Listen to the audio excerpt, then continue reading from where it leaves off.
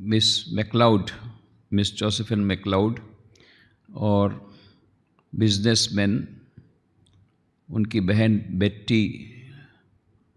बेट्टी और साथ में उनके हस्बैंड फ्रांसिस लेगेट, ये सब के बारे में उन्होंने कहा था। तो किस प्रकार से फ्रांसिस लेगेट उनको ले गए थे कैंप पर्सी में। फिर वो जब जून महीने में वापस आए तब स्वामी विवेकानंद जी वापस आ गए न्यूयॉर्क में। अब यहाँ पर अमेरिका में ऐसा होता है कि वहाँ का समर वेकेशन होता है जून जुलाई में, तो कोई आपको शहर में नहीं मिलेगा। सब रिसोर्ट में चले जाते हैं, बाहर घूमने चले जाते हैं, समुद्र के किनारे चले जाते हैं, स्कूल कॉलेज भी बंद रहती है। ये अमेरिका की कल्चर है। इसलिए मुझे, और ये आज तक चालू है, स्वामी विवेकानंद के समय में थी, आज तक चालू है। तो मैं 2010 में गया, तो जुलाई महीने में गया था। तो सभी स्वामी जी लोगों ने कहा you are welcome but I will not be there क्योंकि 2 महीने तक वो तो लॉक लगा करके चले जाते हैं सेंटर को कि एक स्वामी जी रहते हैं, कोई तो रहता नहीं है, तो डिवोटीज़ भी आते नहीं हैं, क्लासेस भी सस्पेंडेड रहती है 2 महीने तक। तो पर मुझे तो जाना था, वो इंटरनेशनल कांग्रेस उस समय थी, इसलिए कोई दूसरा उपाय नहीं था। शायद उन्होंने भी उसी लिए रखे हुए कि वेकेशन में उनको मैसाचुसेट्स यूनिवर्सिटी में था, तो शायद उनको यूनिवर्सिटी का हॉल वगैरह मिल जाएगा सरलता से, ऐसा रखा होगा उन्होंने। जो भी होगा, उसका एक फ़ायदा ये हुआ कि केवल जुलाई महीने में न्यूयॉर्क सेंटर के द्वारा 1000 आइलैंड पार्क में ये रिट्रीट चलती है। सारे पूरा वर्ष वो बंद रहता है। तो यदि जुलाई में मैं नहीं जाता तो मुझे वह सेंटर देखने नहीं मिलता। ये एक उसका प्लस पॉइंट है। तो स्वामी विवेकानंद जब जून महीने में आए तो सभी ने कहा हम तो बाहर जा रहे हैं। फिर मिस डचर थी, उन्होंने कहा कि मेरे पास एक मकान है 1000 आइलैंड पार्क में, एक कॉटेज है, यदि आप वहाँ पर आकर के कुछ दिन रहें तो अच्छा रहेगा, क्योंकि यहाँ वेकेशन में यहाँ तो कोई रहेगा नहीं, बल्कि वहीं पर क्लास ले लीजिएगा। भले कुछ कम लोग रहेंगे, मैं तो रहूँगी और 2-4 लोग आएंगे। तो स्वामी जी को बात जच गई। तो वह जो 1000 आइलैंड पार्क, वहाँ पर उन्होंने कहा ठीक है। दूसरे 2-4 भक्तों ने कहा हम भी जाएंगे। फिर आखिरी में तो 12 भक्त हो गए। ये भी एक कोइंसिडेंस, जैसे जीसस क्राइस्ट ने 12 चुने हुए शिष्यों को चुने हुए उपदेश दिए थे, अपना सर्वश्रेष्ठ उपदेश उनको दिया था, उसी प्रकार से स्वामी विवेकानंद ने अपना सर्वश्रेष्ठ उपदेश ये 12 अत्यंत निष्ठावान जो 12 शिष्य जो वहाँ गए थे, इतनी मेहनत, इतना कष्ट उठा करके, और उस कष्ट उठा करके वहाँ पर कष्टपूर्वक रहते थे। 7 सप्ताह तक स्वामी जी के साथ रहे। हालांकि सब लोग कंटिन्यूसली नहीं रहे, कोई कुछ देर से आया, कुछ जल्दी गया, परंतु अधिकांश लोग 7 सप्ताह रहे स्वामी जी के साथ में। तो यह जो स्वामी विवेकानंद के जीवन में उनका यह जो पीरियड है, बहुत ही महत्वपूर्ण पीरियड है। वो खुद ही बोलते हैं I was at my best in America when I was in 1000 island park, खुद ही बोलते हैं। और उनकी बहुत इच्छा थी, 2 साल से यहाँ पर थे, करीब करीब 1.5 साल से, तो लेक्चर्स उन्होंने बहुत दिए, पर उनकी इच्छा थी कि कुछ I want to manufacture a few yogis, कि जो मेरा संदेश, मैं तो यहाँ से चला जाऊँगा भारत, तो जो मेरा संदेश यहाँ पर जारी रखे, तो I want to manufacture a few yogis. तो इसलिए वो सेलेक्टेड शिष्यों के साथ बात करना चाहते थे। तो ये इस प्रकार से एक सुनहरा मौका मिल गया। तो वो जो सेलेक्टेड 12 लोग आए, उनको सेलेक्टेड अपना मैसेज, हाईएस्ट मैसेज, जो कि पब्लिक मीटिंग में नहीं दिया जा सकता, जो बहुत ही आध्यात्मिकता में आगे बढ़े हुए हैं, वही लोग उसका मूल्य समझ सकते हैं और वही उसको अप्रिशिएट कर सकते हैं और वही उसको पचा भी सकते हैं। उसके बावजूद भी कुछ लोगों को तो पहली बार वो सब आइडियाज़ इतने अधिक रिवोल्यूशनरी लगते थे कि 1-2 दिन तक तो उनको क्लासेस में सस्पेंड होनी पड़ती थी, वो क्लासेस अटेंड नहीं करते थे, उनको शॉक से रिकवर करने में टाइम लगता था। Revolutionary ideas, deepest spiritual truth Swami Vivekananda ने वहाँ पर अपना पूरा सीक्रेट लीक आउट कर दिया। पूरा उनका जो उनके भीतर में था वो आध्यात्मिकता के उच्चतम सत्य को उन्होंने उनके सामने रखा। तो ये जो 1000 आइलैंड पार्क है, बहुत ही सुंदर जगह, ब्यूटीफुल। और ये 1000 आइलैंड पार्क, तो मैं सोचा कि 1000 आइलैंड पार्क मतलब 1000 आइलैंड हो गए। सचमुच में 1000 आइलैंड है, पर 1000 नहीं है, 1700 आइलैंड है। आइलैंड मतलब छोटा सा बेट, छोटा छोटा छोटा एक, बस उसमें ये पूरा एक आइलैंड है, उसमें एक ही मकान है और वो मकान वाला वहाँ रहता है, वो उसका वो मालिक है वो आइलैंड का। और एक बोट रहती है वहाँ पर बंधी हुई, उसी बोट में वो आना जाना करता है। ये सब लॉरेंस रिवर पर है, लॉरेंस नदी पर। तो ऐसे 1700 ब्यूटीफुल छोटे छोटे छोटे आइलैंड है। उसमें सेकंड बिगेस्ट जो आइलैंड, उसका नाम है 1000 आइलैंड पार्क। तो ये 1000 आइलैंड पार्क एक विलेज है, एक गांव है। उस गांव में इनकी कॉटेज थी, मिस डचर की।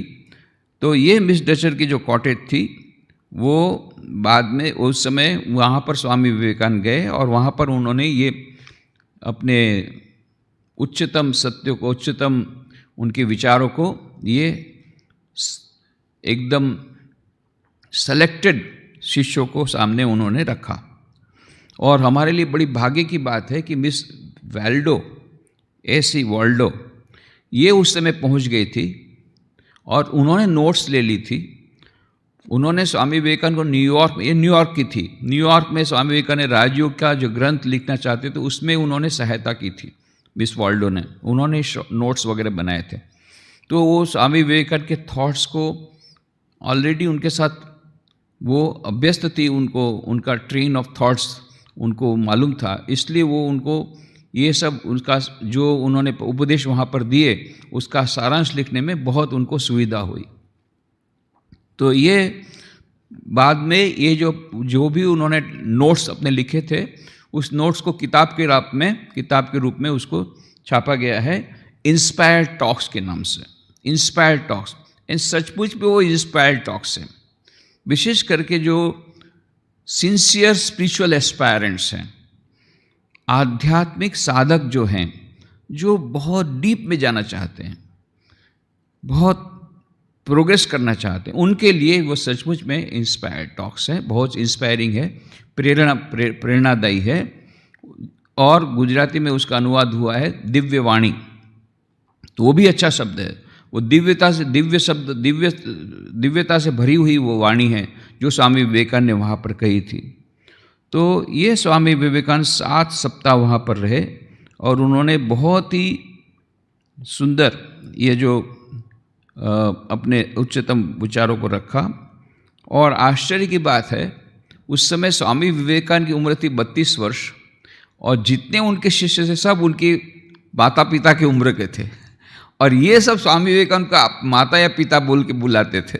जस्ट इमेजिन, उसमें से कोई स्वामी जी को माता मानता था, कोई पिता मानता था, और ये सब जितने थे शिष्य, ये सब उनकी माता पिता की उम्र के थे।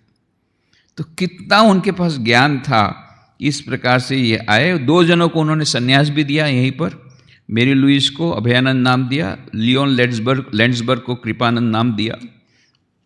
और इस प्रकार से ये वहाँ पर उन्होंने जो दिए थे प्रवचन, ये अद्भुत प्रवचन, और वहीं पर उन्होंने वो गीत लिखा, the song of the sannyasin. ये भी अद्भुत बात है। वहाँ पर जब 1948 में, 1948 में यह जो मकान था मिस डचर का, वो सेल में रखा गया था। तो Ramakrishna Vivekananda centre of New York, Swami Nikhilananda ji उनके इंचार्ज थे, उनको जब पता पड़ा तो उन्होंने उसको खरीद लिया। एज ऑन टुडे वो उसका नाम दिया विवेकानंद कॉटेज। तो ये जो विवेकानंद कॉटेज आज भी रामकृष्ण विवेकानंद सेंटर न्यूयॉर्क में है और हर साल वही जुलाई महीने में वहाँ पर रिट्रीट होती है, एनुअल रिट्रीट, जिसमें कई भक्त आते हैं और उस समय वो रिट्रीट होती है जैसे स्वामी विवेकानंद के समय में थी, कुछ सप्ताह तक होती। फिर बाद में सारे साल भर वो बंद रहता है, क्योंकि वहाँ पर गांव में ही कोई नहीं रहता, पूरे गांव में कोई आपको नहीं मिलेगा। वहाँ का चर्च है वो भी बंद रहता है उस समय, केवल ये वेकेशन के समय, समर वेकेशन के समय लोग वहाँ पर आते हैं उस आइलैंड में, उसी समय वो लोग भी खोलते हैं। तो ये जो वहाँ पर ये इंस्पायर्ड, ये उन्होंने गीत लिखा वहाँ पर, एक स्वामी विवेकानंद गीत लिखा था, the song of the sannyasin, अद्भुत गीत। उसमें हमको पता लगता है कि उनकी कितने उच्चतम अवस्था में वो थे। और ये भी अद्भुत बात है, 1948 में जब वो मकान का रिपेयरिंग वर्क चल रहा था, तो किसी इलेक्ट्रिशियन को कूड़े कचरे में से ये कागज मिला था, और ये उन्होंने 7 साल बाद निखिलानंद जी को दिया। 7 साल में तो 7 साल, और वो जो कूड़े करकट में पड़ा था वो तो पानी से भीग सकता था, कुछ भी हो सकता था, पर पता नहीं कैसी वो ये बात कि वो ऐसे ही रहा इतने वर्षों तक। 1895 में स्वामी जी ने प्रवचन दिए थे, उस समय उन्होंने लिखा था कागज, वो कागज 1948 में कूड़े करकट में से उस इलेक्ट्रिशियन को मिला, जो उन्होंने 7 साल बाद निखिलानंद जी को दिया। और वो गीत जो है अद्भुत गीत है, उसका तो केवल एक ही लाइन हम लोग कहेंगे, तब से पता लगेगा आपको। The song of the sannyasin, wake up the note, the song that had its birth far off, where worldly taint could never reach, in mountain caves and glades of forest deep, whose calm no sigh for lust or wealth or fame could ever dare to break, where rolled the stream of knowledge, truth and bliss that follows both. Sing high that note, sannyasi bold, say Om Tat Sat Om. ऐसा ओम तत्सत ओम करके पूरे बहुत सारे stanza हैं। छेड़ो है वह गान, अनंतोद्भव अबंध वह गान, विश्वताप से शून्य गहनों में गिरी के अम्लान, निवृत्त अरण्य प्रदेशों में जिसका सूची जन्मस्थान, जिनकी शांति न कनक काम यश लिप्सा का निश्वास भंग कर सका, जहाँ प्रवाहित सच्चित की अभिलाष, स्रोतस्विनी उमड़ता जिसमें वह आनंद अयास, गाओ बढ़व गान वीर सन्यासी गुंजे व्योम, ओम तत्सत ओम। ये गीत है स्वामी विवेकानंद के, complete verse of Swami Vivekananda में मिलेगा, विविध भाषाओं में मिलेगा, इंग्लिश हिंदी गुजराती सभी भाषाओं में ये कंप्लीट वर्स हो गए हैं। और यदि अलग से पढ़ना तो विवेक लहरी नाम की किताब है स्वामी विवेकानंद की, छोटी सी, उसमें भी मिलेगा। और इंग्लिश में in search of God and other poems, ये एक छोटी सी किताब है, इसमें सब पोएम्स को अलग प्रकार से कलेक्ट किया गया है। वही कंप्लीट वर्स में जो है उसी को अलग से दिया है, तो उसको अभी ज़्यादा नहीं जाते हैं, उसमें से आप लोग अपना देख लीजिए। 2-3 जो उन्होंने मुख्य उपदेश दिए थे, इसके बारे में चर्चा करेंगे। स्वामी जी बोलते हैं, इंस्पायर टॉक्स में तो प्रतिदिन एक अलग अलग उनका भाव रहता था। As a character Buddha was the greatest the world has ever seen, next to him Christ, but the teachings of Krishna as given in the Gita are the grandest the world has ever seen, world has ever known. He who wrote that wonderful poem was one of those rare souls whose life sends a wave of regeneration through the world. The human race will never again see such a brain as his.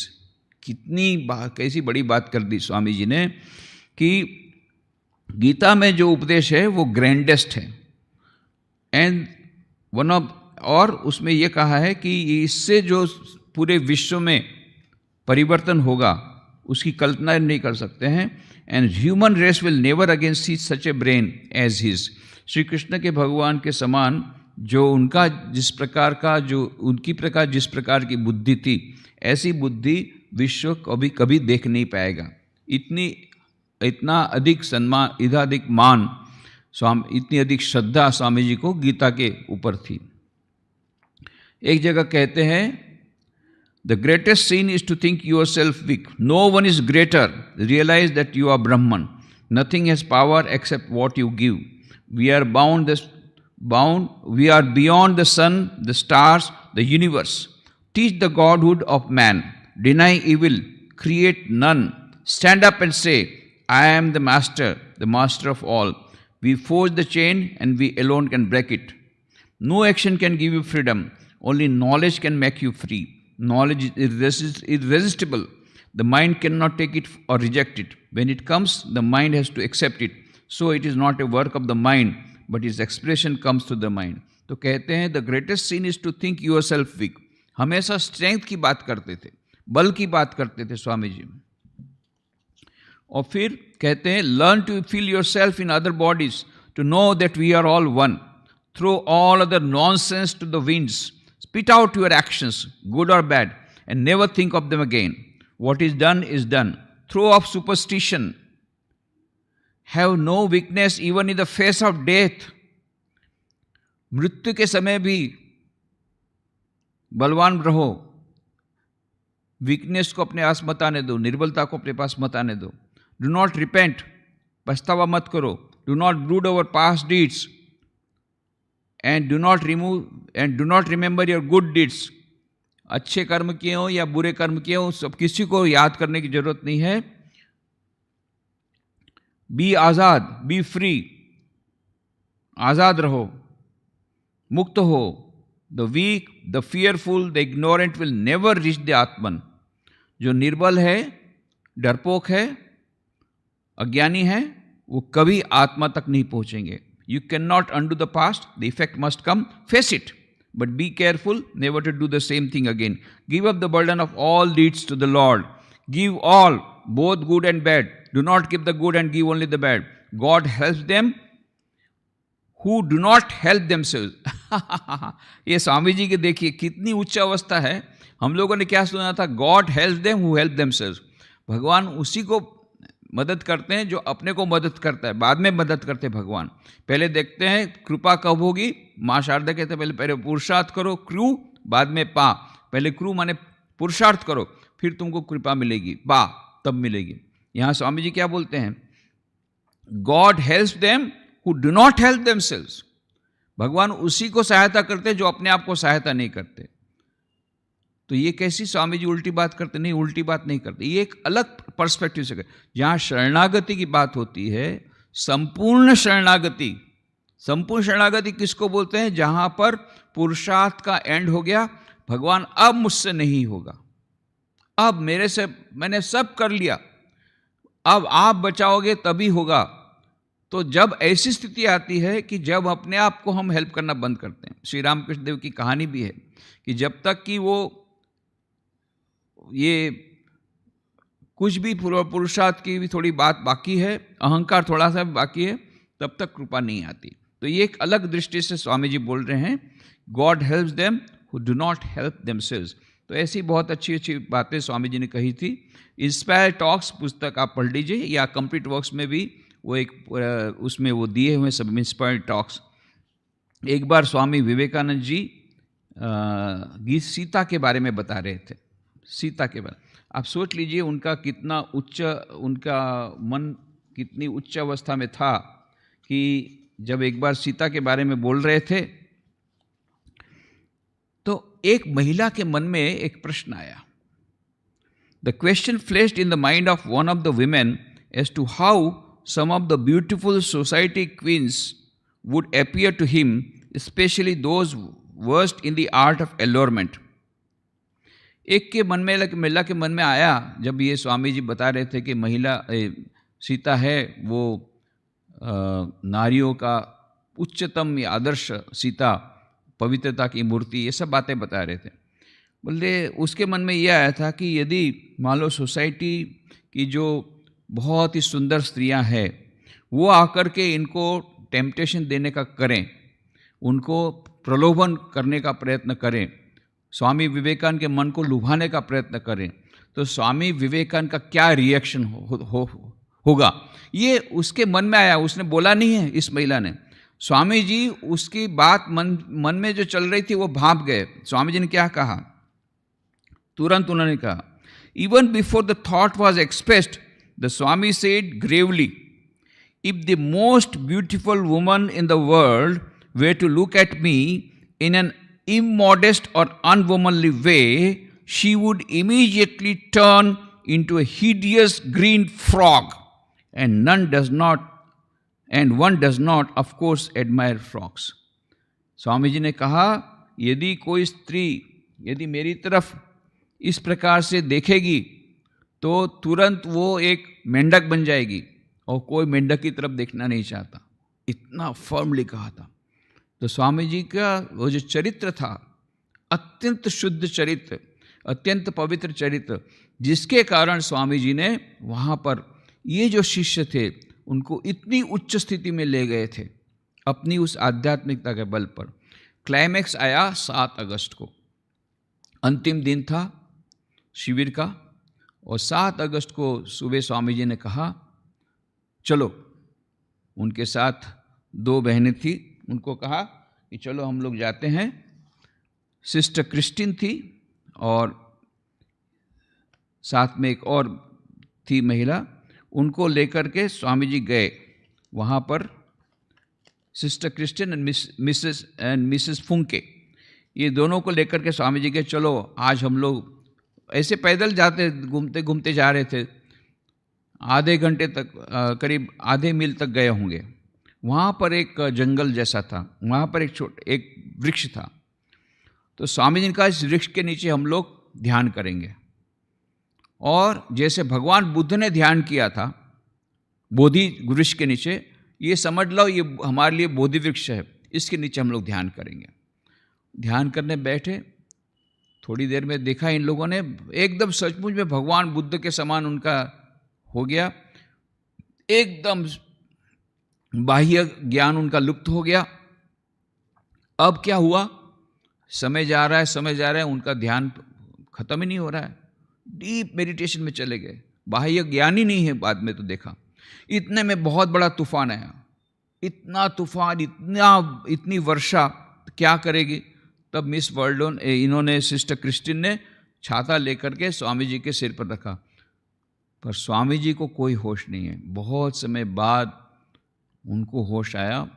ये इसलिए ये निर्विकल्प समाधि कई जगह पर हुई है, उसमें ये जो निर्विकल्प समाधि थाउजेंड आइलैंड पार्क में हुई थी, इसके बारे में सभी लोग जानते हैं कि थाउजेंड आइलैंड पार्क में विवेकानंद कॉटेज, अभी तो उसका नाम विवेकानंद कॉटेज है, उससे दूर में है, वहाँ से काफ़ी दूर है ये जगह।